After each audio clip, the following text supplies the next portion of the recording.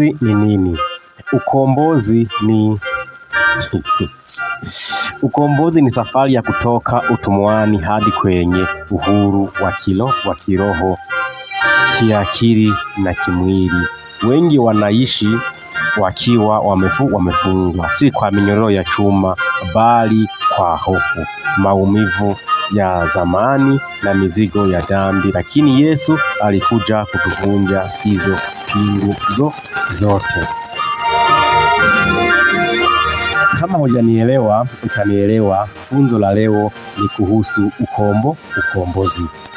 Je, mbona leo ndani ya neno na ulimwengu wa milele tunaongelea ukombozi? Ukombozi ni kwa sababu moja tu, sisi wote tumeishi kwa njia ya kufungwa na minyororo, ya kufungwa na dhambi, kwa njia ya kufungwa kwa vitu tofauti. Na ndo tokane kwa hizo vitu lazima ukombozi ifanyike. Shalom. Kama hujanisikia, mimi hapa leo nimerudi kama kawaida, lakini kama hajasema salam, acha niseme shalom. Alhamdulillahi rabbil alamin.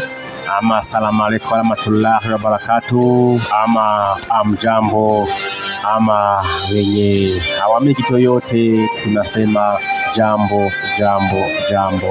Kaka, ama jambo binti, ama jambo wewe mtu yote unasikiza lugha ya Kiswahili kwa upande wowote ule. Kama kawaida, hapa ni neno na ulimwengu wa milele. Mimi kama kawaida ni master wako Kizo Manizo. So leo nimekuletea fundisho la siku ya leo, hata kama nimekaa siku mingi bila kuja mbele ya hizi kamera kweli, ama hii ni simu.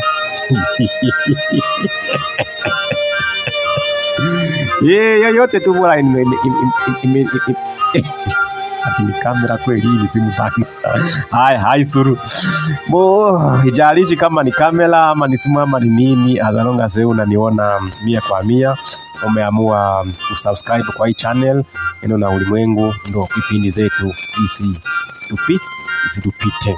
So chenye nafaa ni kuombe tu ufanye tu kitu kimoja tu, hakuna msaada mwingine tutahitaji, ni kufanya subscribe na kushare, ndo hii taarifa iende kabisa, ifikie watu wengi. Bado tuko subscriber 10 na tunahitaji na hata minimum tufikie 50 before kipindi ya ngapi inakuja. So fundisho la leo ni kuhusu ukombozi. Kwa nini babu zetu walipigania ukombozi? Na sisi wakati wa saa hii bado tunapigania ukombozi. Lakini ukombozi yenyewe ni nini? Ukombozi ina maana mingi.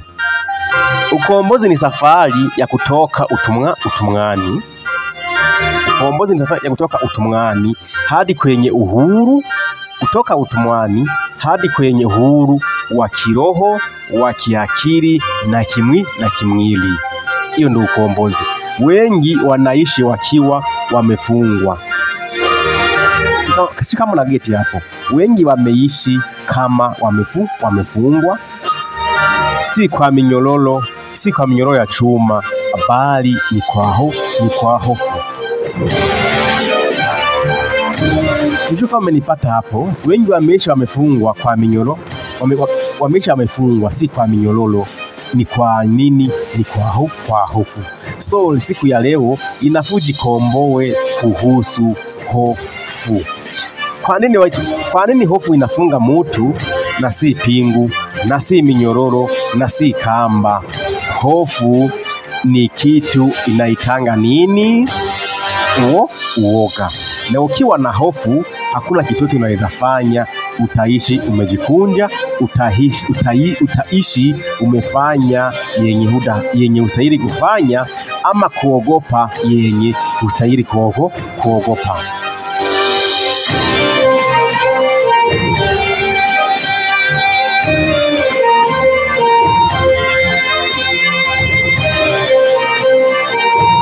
Sasa ukombozi ndio iishe inafanyanga nini?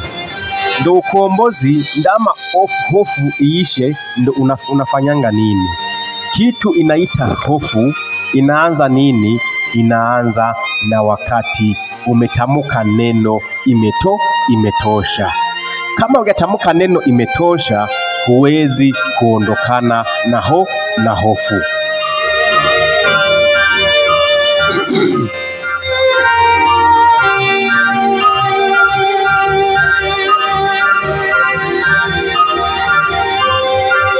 So siku ya leo inavujiulize, je, leo kuna kitu imenifunga? Kama kipo, kumbuka ukombozi wako uko mikononi mwa Mungu. Sisi unapata hapo, kama kuna kitu yote imekufunga, ukombozi wako uko mikononi mwa Mungu. Semu iko mikononi mwako. Kwa nini? Mungu alisema hivi, penye mmoja wawili wamekusanyika na mimi niko pale pale. Kitu ya pili nafuku unakumbuka, alikuumba kwa mfano wake mwenyewe.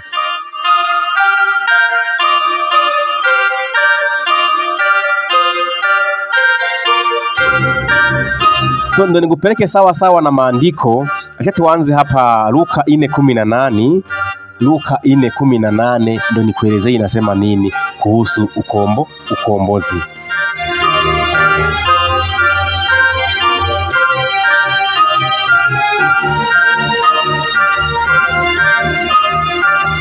Tukiendelea Luka 4:18, Roho wa Bwana yu juu yangu, kwa maana amenitia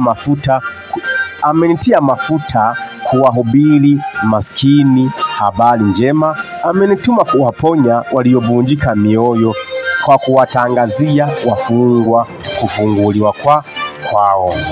Huo ni uhuru. Wanaongelea maskini na mfungwa.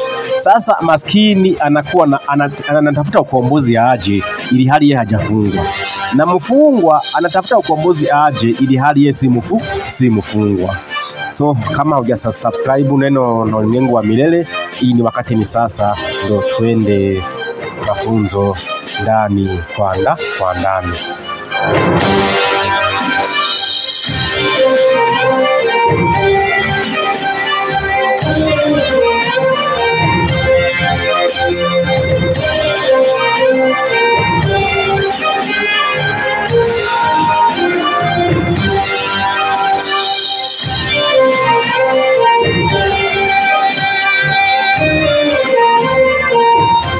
Fundisho la ukombozi haswa nimekuelezea ni nini. Ukombozi ni tendo la Mungu la kumtoa mwanadamu katika kifungo cha dhambi, hofu na mateso, na kumrudisha katika uhuru wa kweli ndani ya Kristo. Ukombozi wa kweli nini? Ukombozi ni tendo la Mungu la kumtoa mwanadamu katika kifungo cha dhambi, hofu na mateso. Ukisikia ukombozi, unasikia maskini, unajikomboa kwa umaskini, unajikomboa kwa hofu, unajikomboa kwa dhambi na mateso. Mateso yote hijalishi ni nini, ni kifungo.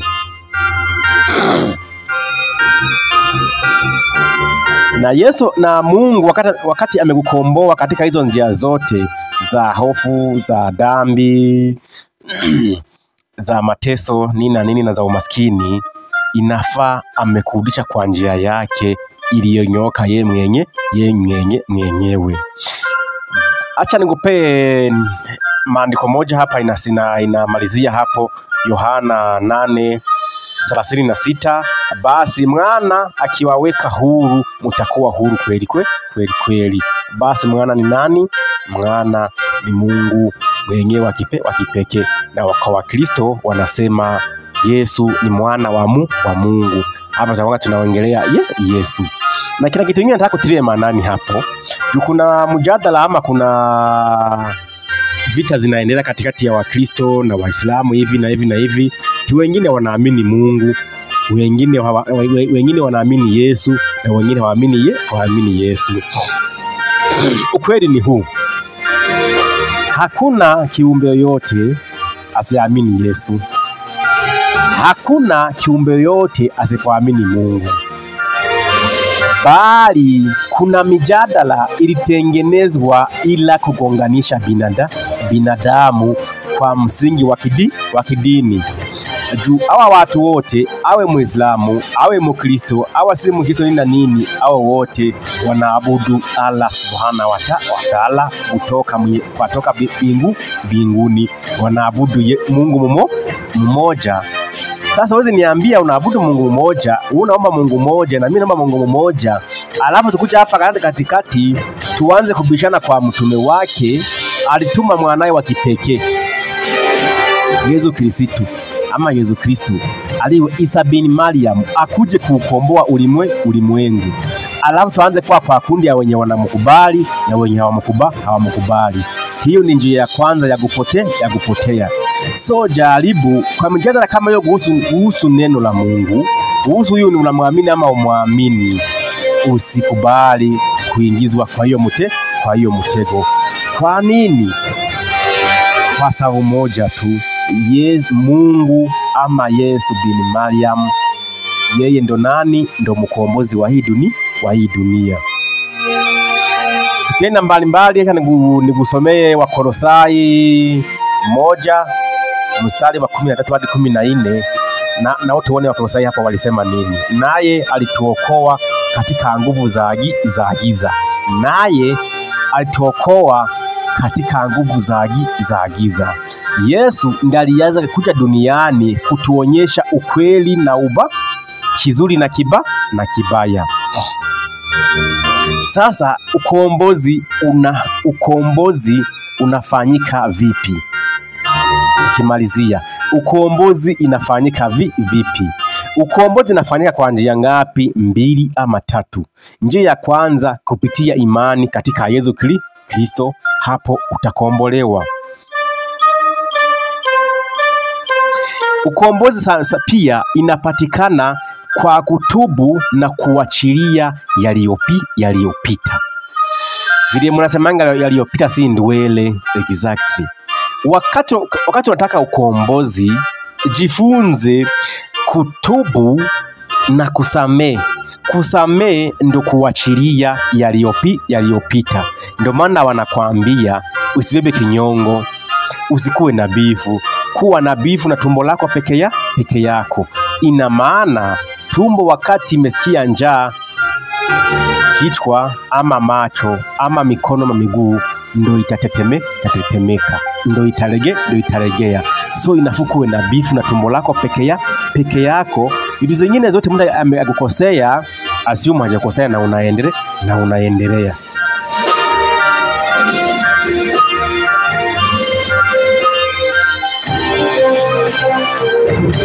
Kitu kingine, ukombozi unafanyika vipi? Tumeona kwa imani katika Yesu Kristo, kutubu na kuachilia yaliyopita kwa kuliamini neno la Mungu na maombi. Hiyo ni njia nyingine pia kupata ukombozi. Kwa kufanya nini? Kwa kuliamini neno la Mungu na maombi. Pia hiyo iko katikati ya ukombozi ya kila aina tumeona. Kumalizia hapo, tena mistari hapa ni mingi. Usome Luka 4:18. Yesu alisema nini? Yesu alisema amenituma kuwahubiria maskini habari njema na kuwatangazia wafungwa kufunguliwa kwao. Je, wewe kama wewe ni mfungwa, umesikia neno la nani? Neno la Yesu Kristo. Alisema nini? Ametuma kuwahubiria wafungwa, kuwahubiria maskini kufunguliwa kwako ama kwetu. Leo umefungwa na dhambi, leo umefungwa na kilio, leo umefungwa na mateso, leo umefungwa na ufukara kada.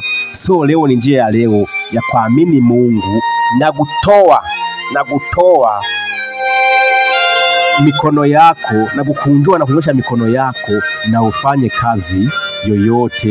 Ukiamini Mungu atakubariki kwa njia yote ile. Ukishafanya hizo zote, lazima upate matokeo. So matokeo ya ukombozi ni gani? Matokeo ya ukombozi, unapata amani ya ndani. Amani ya ndani ni nini? Amani ya ndani ya moyo wako. Kwa nini? Babu zetu walipigania uhuru ukomboa Kenya. Waliamini wakapigana, lakini mwishowe tunapigania ukombozi. Walifanya nini? Walipigania. Kwa nini? Haukamilisha ukombozi wao. Ndio maana kwa siku leo unasikia siasa ya hapa na pale iko hivi, siasa ya pale na pale iko hivi. Tumegawanya kwa misingi ya ukabila. Ule ni kabila fulani, ule ni kabila fulani. Lakini tunasahau ya kwamba jioni ama asubuhi ama mapema ama saa 6 mchana ama wakati wote tuko kwa soko moja, tuko kwa Kenya moja, tuko kwa dunia moja, na tuko kwa apartment moja. Hiyo ndio kitu cha muhimu sana. So hakuna umuhimu wa nini wa kusema ule ni kabila fulani, ule ni kabila fulani. Inafuji komboi kwa hiyo. Kwa nini? Mwenye anafanya hivyo ako na faida zake za baadaye, anataka kukutawala kinini, kiimani, kiroho na kimwili. Ukishapata ukombozi unapata uhuru wa kiroho. Wa kiroho kivipi? Roho yako inakuwa iko safi, roho yako inakuwa inapeana baraka peke yake, itakuwa inatamka matusi, itakuwa inatamka nini. Matokeo ya ukombozi italeta kupona kwa moyo kupona kwa moyo na nafsi. Kupona kwa moyo na nafsi inamaanisha nini? Wakati moyo wako umepona, nafsi zako zote, viungo zako zote zitanyooka, zitafunguka, zitafanya kazi imara bila kudasikia ugonjwa hapa na hapa, naumwa mgongo, naumwa kiuno. No, ukombozi kishafanyika kwa maisha yako, unaokaa kila kitu yote, uko huru.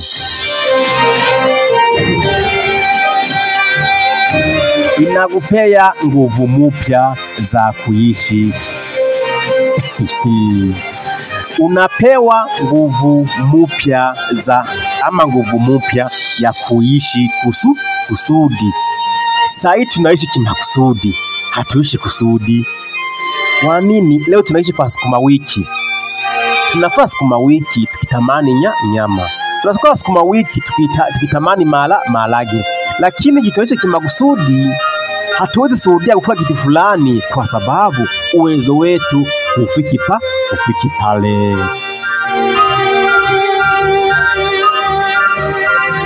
So nimalizie kwa Zaburi 34 mstari verse 17 hadi 18. Anasema Bwana huokoa waliopondeka roho. Huo ni Zaburi 34 mstari wa 17 na 18. Ndio nasema ukweli, Bwana huokoa waliopondeka roho. So ujumbe wa mwisho nataka kama nimalizie hapo, ujumbe wa mwisho ni hivi. Acha nikusomee Kutoka. Lazima tutoke kwa hiyo ukombozi. Ni Kutoka 14 mstari wake 13 hadi 14. Bwana atawapigania nyinyi, nanyi mtanyamaza kimya. Hapo ni Kutoka. Bwana atawapigania nyinyi, na nyinyi mtanyamaza kimya. Unakumbuka mfano kwa ndani ya Bible ama hadithi Muslimu za ule mkuu wa majeshi na Daudi na Goliath. Unakumbuka mfano kama hizo. So Kutoka 14 nasema nini? Kutoka 14 mstari wake 13 hadi 14 wanasema nini? Bwana atawapigania nyinyi, nanyi mtanyamaza kimya. So kama hujakaa sawa, leo nimejaribu kuweka sawa kisaikolojia, kimwili na ukombozi. Na mimi chenye naomba tu ni moja tu, kurudisha shukrani ya kujifunza, kutafakari yaliyopita. Inafaa agupeye funzo, asikupee kiburi, asikupee chuki, bali agupe moyo mkunjufu na kujifunza kusamehe kwa neno moja ama mbili. Mimi ni wako na sina mingi la kusema isipokuwa kusema asante na chao chao. Tukutane kwa video inafuata.